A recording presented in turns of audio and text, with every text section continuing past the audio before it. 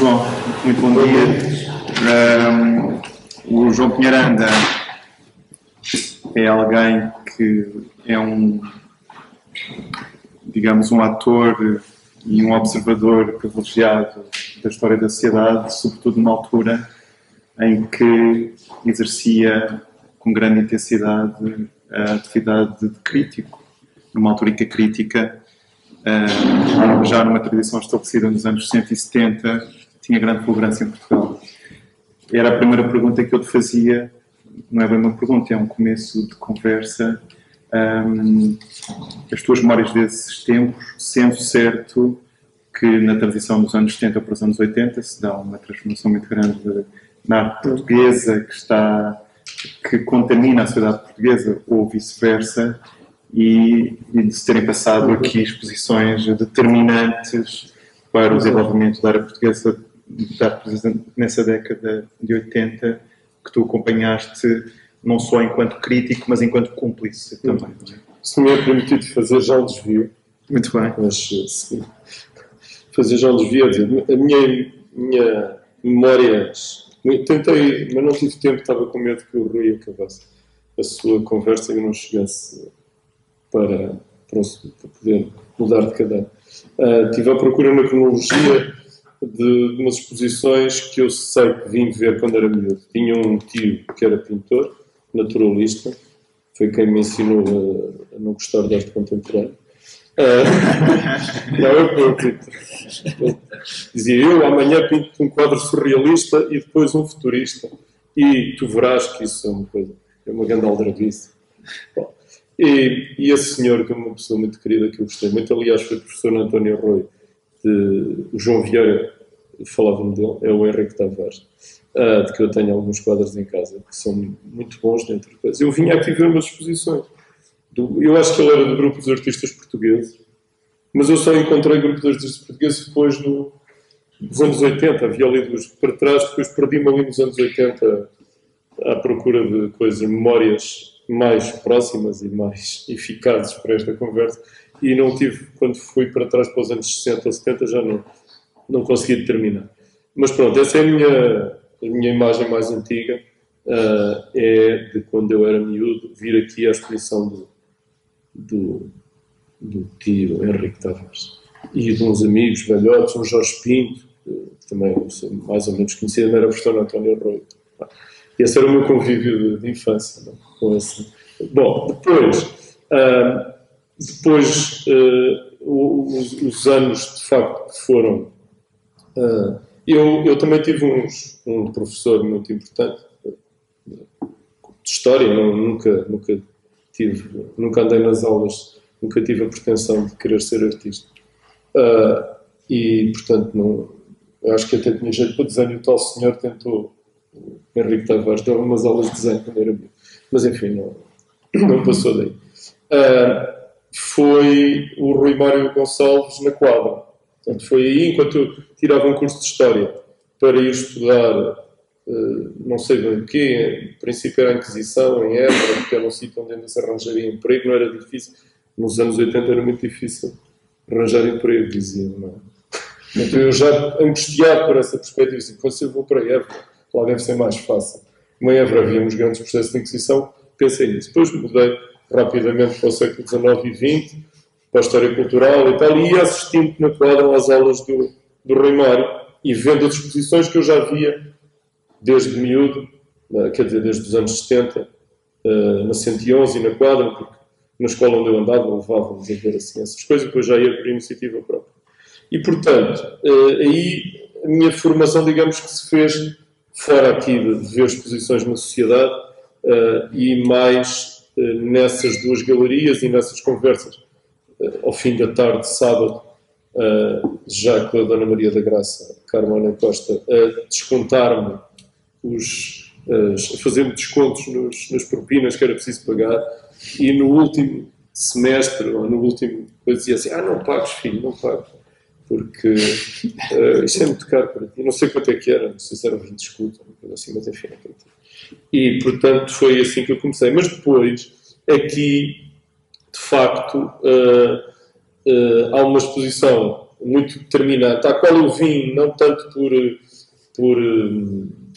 saber que se passava aqui qualquer coisa que seria artisticamente significativo, ou em termos cronológicos pareceria a ser aqueles marcos que às vezes são falsos, mas que são com que temos que lidar, que é eu não vim bem por causa da arte, vim porque era uma festa, e estávamos nos anos 80 e era depois do modernismo. Não é? Pronto, vim por causa disso. Porque passar-se-iam coisas, tinha a certeza, parecidas com as que havia no Bairro Alto e tal. Portanto, e foi, de facto, a partir daí. Eu não escrevi nada sobre depois do modernismo, depois teve uma polémica interna, mas esse ano de 83 teve ainda outras coisas que eu já vi, então, atentamente. Eu, nessa altura, já estava a fazer o mestrado, a partir de 80, quando eu acabei o curso, e de 80 a 85, e comecei a escrever em 84. Portanto, a seguir ao depois do... Mas há uma altura, nessa altura também há uma outra coisa muito importante na minha vida. Bom, há a História Trágica Marítima, estive ali a confirmar, que eu também vi, depois do modernismo, e há a Aros, primeira exposição de Aros. A exposição de Aros é muito importante, e que o Sr. António, talvez se lembre, disse... não, da exposição lembra-se, não sei se lembra do episódio. O episódio foi onde eu comprei a minha primeira obra da minha coleção. Não se lembra. Mas eu lidei com ele neste processo. Também foi pago em prestações, não teve desconto, não era oferecido. Mas foi uma pintura de um pintor que eu perseguia há imenso tempo, coisa que foi do Ângelo de Sousa. O Mega Ferreira comprou uma grande azul com T, que tinha um T, coisa especial, e eu comprei uma cor de laranja abaixo com um trapézio. Portanto, que tenho lá, que é a primeira coisa que eu comprei na vida, custou-me bastante, quer dizer, em termos económicos não me custou nada, do outro ponto de vista. E faz uma das minhas felicidades. Era um tempo em que se podia comprar obras de artista, isso é que é extraordinário, não é? Agora, já não sei. É um tempo em que se conseguia comprar, eu que não dava aulas a meio tempo, porque estudava o resto e tal, ganhava uma miséria, e tinha começado a ter uma vida independente nessa altura, fora de casa, de família, e consegui comprar uma coisa que acho que custou 72 contos, ou 72, ou 70. E foi assim que eu comprei as coisas boas, não são todas boas, mas as coisas caras que eu tenho, comprei-as todas nesse período, entre 83 e 89. Depois nunca mais consegui comprar nada significativo, grande e histórico, não é? Mas é, de facto, isso é importante. Portanto, a minha memória, voltando à tua pergunta, portanto, estamos em 84, eu começo a escrever, e a minha posição hoje, relativamente, nós mudamos muito, não é? Eu tinha uma ideia muito diferente do que tenho hoje do processo que era preciso desencadear. É claro que nós escrevíamos num jornal onde havia uma grande liberdade, o JL, um jornal extraordinário, porque escrevia o Rui Mar, escrevia a Sílvia, escrevia eu, escrevia o Alexandre Melo, escrevia o Rocha de Sousa, havia o Eurico, não é? E cada pessoa dizia o que lhe apetecia e tinha a liberdade de dizer o que lhe apetecia. E dizia várias vezes, não é? Porque eu sei, às vezes vejo os recortes, tenho lá, mas eu escrevi 3 vezes sobre a mesma exposição. E escrevia eu escrevia o Eurico, escrevia a Silvia, e ninguém nos dizia, isto já alguém escreveu sobre isso. Não, porque cada um tinha uma posição diferente. Cada um escrevia uma coisa diferente. Ou abordava, às vezes eram coisas muito pequeninas, era preciso um grande poder de síntese, e às vezes o poder de síntese é simplificador, não é? Mas isso fez, evidentemente, que é uma coisa que hoje é absolutamente impossível. Tu disseste, era uma altura em que a crítica, herdando uma tradição construída ainda antes do 25 de Abril, tinha um poder, pelo menos um poder, não sei se era um poder real, mas é um poder de testemunho. Historicamente, ela torna-se real, provavelmente 40 anos depois, ou 30 anos depois, de refletir o que é que se estava a passar. Hoje em dia, e isso ainda é a minha experiência de final de jornalista crítico, a partir dos anos 90, passou a não haver espaço e as críticas passaram a ser distribuídas assim. Gostas? Escreve. Não gostas? Não escrevas, que é chato. E, portanto, isso é muito cómodo para quem escreve, porque, assim, odeio aquela expressão, escreve tu. Ou então não escreve ninguém, que ainda é mais vulgar, nem quando gosta, nem quando não gosta. Porque há uma crítica por número de jornal, ou duas, não é? Uma ou duas críticas por número de jornal. E havia 10, 12, mesmo que se fossem notas pequenas. Às vezes eu folhei uma coisa do JL ainda no início do público e vem ali 10 exposições. E 10 exposições todas as semanas, ao fim do mês, dava-se a volta várias vezes a volta à realidade, que hoje em dia não acontece. Eu queria fazer só uma pergunta, sem interromper o discurso. Eu próprio me interrompo. Essa postura é uma postura que tem a ver só com razões financeiras? Sim. Ou tem a ver com um certo encosto da atividade crítica? Não. Hoje em dia vê-se muito pouca atividade crítica. Não tem que ver com falta de espaço. Sim, o jornal tem uma coisa que é a partir de certa altura, estou a dizer no público, foi onde eu tive experiência de ser mesmo jornalista. Ele deu sempre prejuízo, mas a certa altura começou a dar prejuízo demais, não é? E isso levou primeiro a ter redução dos críticos especializados, não é? Por exemplo, a primeira pessoa que eles quiseram sempre despedir durante anos, tentaram sempre despedir, e até me davam uma indemnização. Depois houve uma altura que já nem havia dinheiro para dar indemnização, foi quando eu me fui embora. Mas era despedir o crítico de jazz, despedir o crítico de teatro, despedir o crítico de artes plásticas, sendo que toda a gente ficaria avançado, ou depois já nem avançado, mas sim, como estão agora, não é? Por cada coisa, e tudo o resto é tratado por jornalistas, porque havia lá uma coisa assim, um bom jornalista, tanto entrevista o físico nuclear, tanto entrevista o Einstein como o Picasso, era o princípio, quer dizer, uma coisa, um bom jornalista, mas depois o jornalista não consegue dizer nada do que é interessante no Einstein nem no Picasso, ou consegue dizer, enfim, também não estamos a dizer mal dos jornalistas, mas pronto, dirá de uma maneira que não interessa como crítico, não é? Como especialista. João, e voltando às exposições ali no meio da década em que tu estiveste particularmente... Não, isso era para dizer que eu lembro-me que uma das primeiras exposições que eu escrevi aqui e da qual que critiquei muito e disse muito mal, foi uma que o Eurico organizou. Os Novos. Porquê? Porque eu achei que tinha Os novos. Tinha inclusões a mais. Tinha uma montagem que não era... Portanto, eu estava naquele momento ali no JL, eu e o Alexandre Melo fazíamos uma crítica de tendência, de facção, de combate. Se bem que seja uma facção muito larga, porque eu, como tinha uma formação de História, e o Alexandre, apesar de ser de Economia e de Sociologia, que também até tinha andado comigo na faculdade, naquele ano propedêutico, eu não era, Serviço Cívico, ainda era tempo de Serviço Cívico, também tinha coisa. Nunca me esqueci de que a História é fundamental para perceber o que é que vem à frente. E depois há momentos em que a crítica, ou alguns críticos, acham que a História é toda para deitar para o lixo. Mas, portanto, nessa altura, eu lembro-me disso.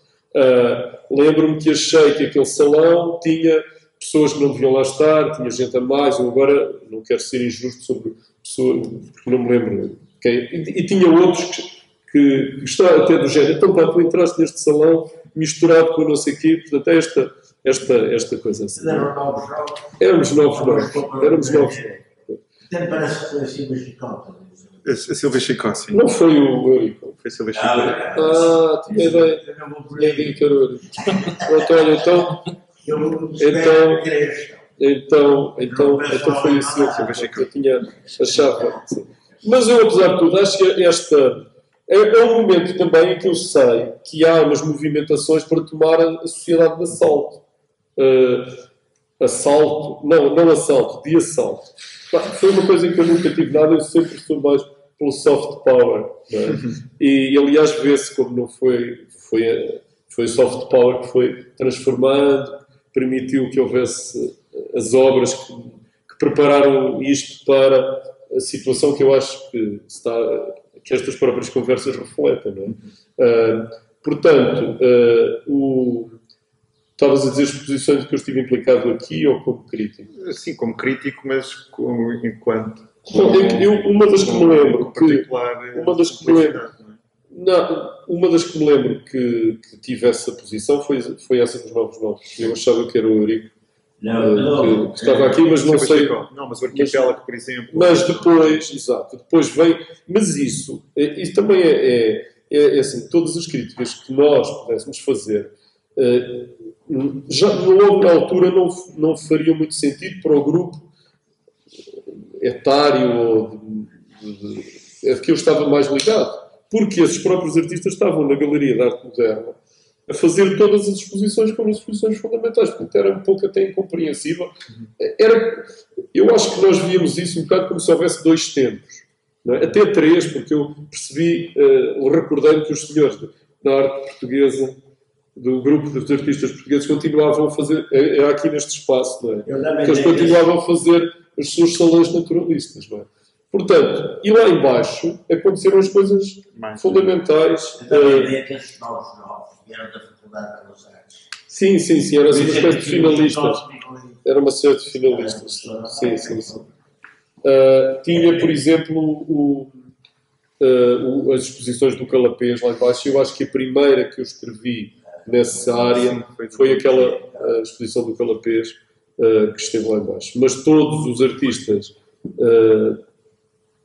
daquele grupo, próximos daquele grupo, fizeram lá embaixo exposições fundamentais e até nós ficámos todos muito tristes quando aquilo acabou, porque foi transformado numa sala de aula, que eu suponho que era uma maneira de sobrevivência da própria sociedade em períodos difíceis de cotas e essas coisas todas.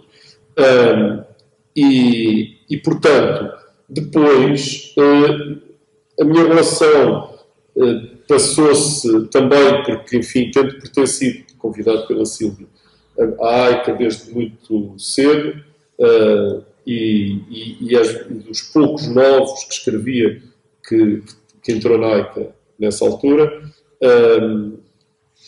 eu tinha uma relação de vir aqui às reuniões, enfim, pronto, essas coisas. Depois houve o congresso e houve aquela exposição grande não me lembro bem a data, em que houve a exposição quando foi o congresso da AICA. Pronto, exato, sim, pronto. E depois voltei a ter uma relação mais próxima quando foram os prémios EDP e um bocadinho e duas exposições que houve nesta zona também a seguir a isso. Portanto, houve um prémio. Na altura é preciso ver o contexto. A Fundação, ou o Museu da Eletricidade, estava em obras, teve em obras muito tempo, e nós não tínhamos espaço nenhum. Fizemos o primeiro na Galeria Dom Luís, depois falámos, não sei bem como é que foi, viemos falar aqui, era a Emília Nadal que estava presidente, e fomos colhidos de modo a poder fazer aqui 4 coisas.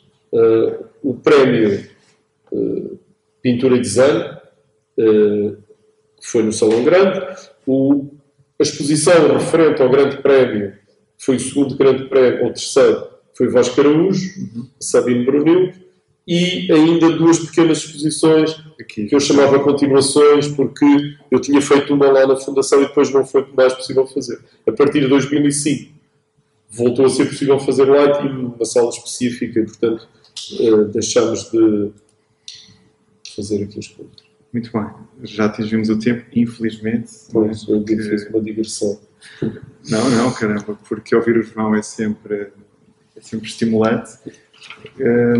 Convidamos-te a ficar para entrevistares connosco o próximo convidado, o José Aurélio, e Rui, obrigado. Obrigado.